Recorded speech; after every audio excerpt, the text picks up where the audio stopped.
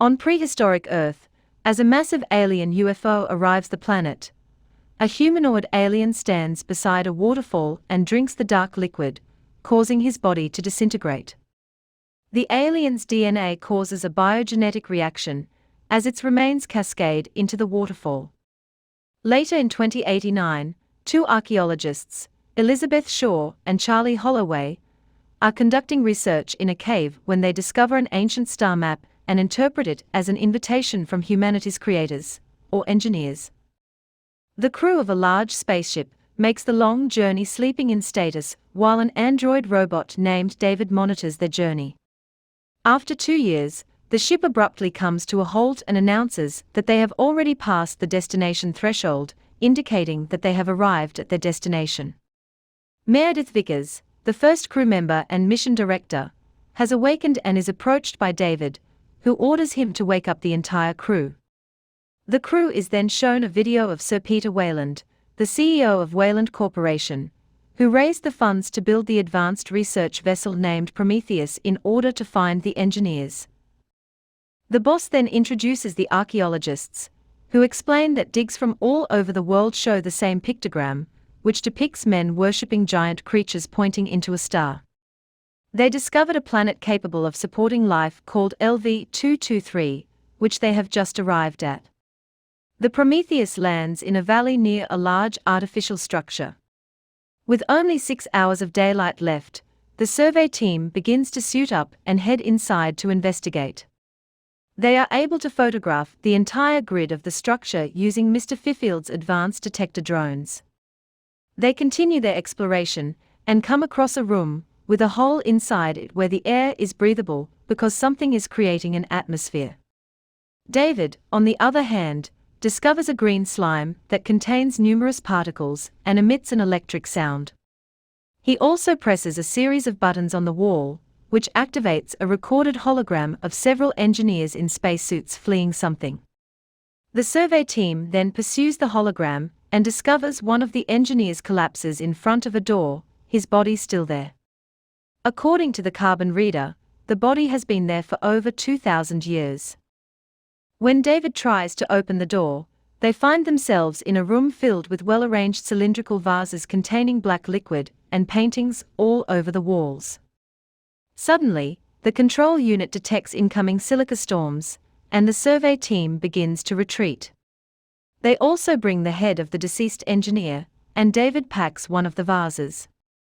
The team removes the helmet from the deceased engineer's head and briefly shocks it back to life before it explodes into pieces. Shaw then collects and analyzes a DNA sample, discovering that the engineer has the same DNA as humans with a perfect match. David looks into the stolen cylinder and discovers a black liquid inside. He stealthily takes a drop of the liquid and intentionally infects Holloway with it by handing him a glass of champagne. He engages in sexual intercourse with Shaw, unaware of what is going on inside his body. Fiffield and Milburn, who were left behind, continue their exploration of the cave.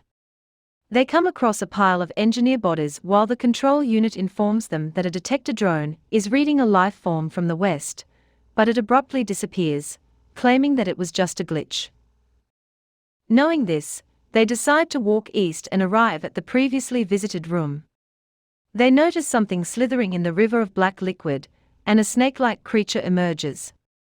Milburn is then attacked by the ferocious creature. Fiffield does everything he can to help his friend, but it ends up breaking his arms and killing Milburn. It also sprays corrosive fluid at Milburn's helmet, destroying it and causing him to burn on the inside. The next day, the crew returns to the structures, but David comes to a halt and turns in a different direction. He then comes across a room where a surviving engineer is kept in stasis. He tries to press the buttons, which causes a chair to swivel out and starts the engineer's hologram. When an engineer is seen playing the flute, a massive space map appears, highlighting Earth as its next destination. On the other hand, the crew finally locates Milburn's body, but Holloway's condition worsens as a result of consuming the black liquid. They then return to Prometheus. Vickers has already arrived, preventing Holloway from boarding the ship. She finally burns him to death with flamethrowers. Shaw is being examined on the ship by David, who discovers she is 3 months pregnant. That's strange given that they only had the intercourse 10 hours ago. She insists on getting it out right away, sensing something is wrong with it, but David suggests putting her in cryostasis until they reach Earth. While being taken, Shaw fights back, manages to flee, and performs a self-surgery with a med pod. Surprisingly, an alien resembling an octopus is extracted from her belly. Shaw escapes the pod and captures the strange creature inside. The control unit notices Fifield's monitor has just appeared and discovers that he is standing outside the ship. With that monster face, he gains strength and attacks the ship's crew. They finally kill him by burning him with the flamethrowers. Shaw is on the run when he discovers that Wayland is still alive and has been aboard the ship the entire time. He explains that meeting the creators or engineers may help him avoid death in some way. Shaw, on the other hand, insists that they leave because the engineers are not what they think they are, they kill people. He refuses because they are so close to meeting them, and this is their only chance. Shaw meets the Prometheus captain, Yannick, while dressing up, who speculates that this planet is not their home, and that the structure was part of an engineer military base that lost control of its biological weapon, the mutagenic black liquid. Vickers warns the CEO that if he goes to the structure, he will die. There, it is also revealed that the old man is her father. They then return to a section of the structure David had previously visited, where they find thousands of the cylindrical vases. The control room discovers, thanks to the live stream from Shaw's camera, that the room is actually a spaceship. David reveals that the engineers were on their way to Earth to destroy humanity because, in order to create, one must sometimes destroy. They make an attempt to rouse the surviving engineer. As he awakens, David speaks to him and explains what Wayland desires. Unfortunately, the engineer responds by beheading David, killing Wayland and the rest of the team. Shaw escapes, but the engineer touches a ball of green energy, which activates the spaceship and summons a weapon-like chair. He directs the ship to return to Earth to continue his mission to destroy humanity, and the ship begins to take off. Shaw, on the other hand, begs Yannick to stop the alien spaceship from flying any further. Convinced by Shaw, the captain manages to bring the ship to a halt by colliding with the Prometheus, killing himself and the rest of his crew.